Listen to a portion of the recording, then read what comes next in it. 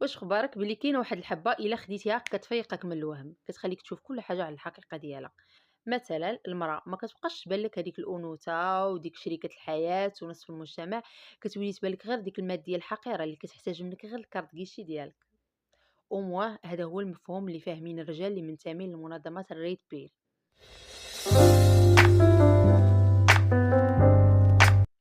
صباح الحب، صباح الورد، صباح التيسير، صباح كل حاجة زوينة، ورمضان مبارك سعيد.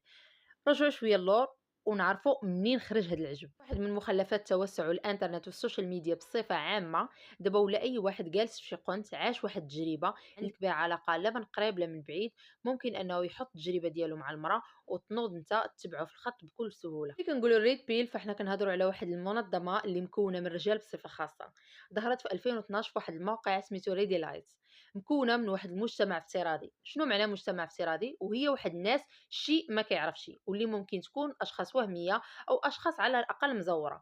مثلا ممكن يكون واحد الشخص اللي عنده 70 عام واللي صافي سالات حياته مع الزواج، سالات حياته مع المراه، ممكن يحط التجربه ديالو او المنهج اللي غيمشي به من هنا للقدام كشخص عنده 30 عام. هذه المنظمه تكونت كرد فعل على خروج المراه من السيطره الذكوريه، او كيف ما كنقولوا على تحرر المراه. يعني كيف ما المراه كتقول بانها كتعطي بزاف في الزواج وانها هي الحلقه الضعيفه، فكذلك الرجال خرجوا بواحد المنظمة لتوعية الرجال بأن المرأة ماشي هي اللي مظلومة في المنظومة الزواجية، وإنما الرجل هو اللي مظلوم بديك مجموعة ديال القوانين اللي تعطات في حق المرأة وهي في ضد الرجل.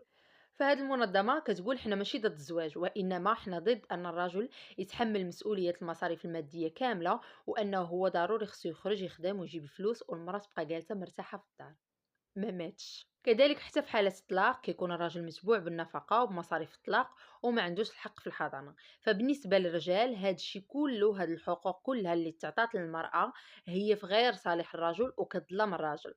منين جات هاد السمية ديال ريد بيل؟ صراحة خداوها من فيلم ماتريكس، الفيلم اللي كلنا فاش كنا صغار تفرجنا فيه. فاش كان البطل ليو عطاوه واحد جوج ديال الحبات، وحده زرقاء وحده حمراء، وقالوا لي الا خديتي الحبه الحمراء فانت غادي تحرر من الوهم وغتقدر انك تشوف الحقيقه، والا خديتي الحبه الزرقاء فانت غتبقى عايش في الوهم ديالك ديما. بالنسبه للريد بيل، الا خديتي الحبه الحمراء فانت غادي تقدر تولي واعي بنوع العلاقه ما بين الرجل والمراه. اما الحبه الزرقاء فهي اللي غتخليك مغيب وعايش في الافكار النسويه، واللي هي من وجهه النظر ديال منظمه الريد بيل هي الافكار اللي عشنا فيها وتربينا فيها من الصغر، وكذلك هي اللي كنعيشوها في الاعلام، كنعيشوها في الافلام، كنشوفوها في حياتنا اليوميه. فمثلا الرجال اللي مازالين في تقديس المراه وتقديس العلاقه الزوجيه وكذلك عايشين على الفطره الاولى اللي تربينا عليها كاملين، فهما اللي واخدين الحبه الزرقاء.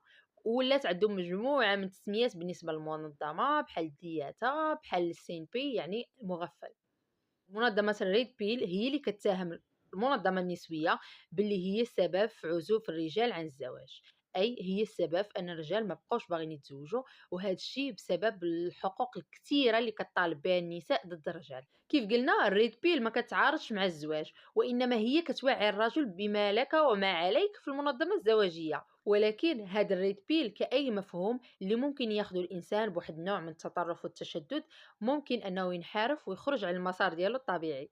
وهذا الشيء اللي وقع مع الريد بيل، وخرج واحد التيار جديد اللي سميتو الميك تاو. ولكن هاد الناس اللي تابعين الريد بيل بدون تطرف كيرفضوا انهم يكونوا هما والميك تاو في نفس الكفه. كيف كنقولوا الميك تاو حتى هما بحال الريد بيل ضد حقوق النساء، ولكن هما زادوا تعمقوا توسعوا اكثر، بحيث انهم قالوا باللي ما بغاو حتى شي علاقه مع النساء بصفه عامه.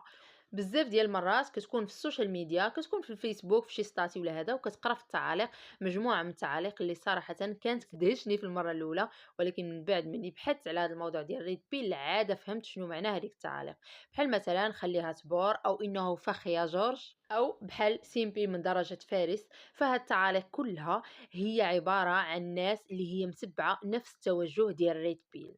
بطبيعة الحال كاينين الناس اللي الا سولتيهم واش انت متبع الريد بيل تعرف وغيقولك انا متبع الريد بيل، وكاين اللي ما غيرضاش وغيقولك انا ما متبع لا ريد بيل لا غير ريد بيل وغيستنكر. ولكن هما كيكونوا متبعين نفس الافكار اللي كتنشر ريد بيل، ولكن ظنا منهم ان هذيك الافكار ديالهم او ديال شي حاجه اخرى ماشي ديال ريد بيل. انا هنا ما كنهاجمش الريد بيل لانني كناصر النسويه، بالعكس هما ويل ويل.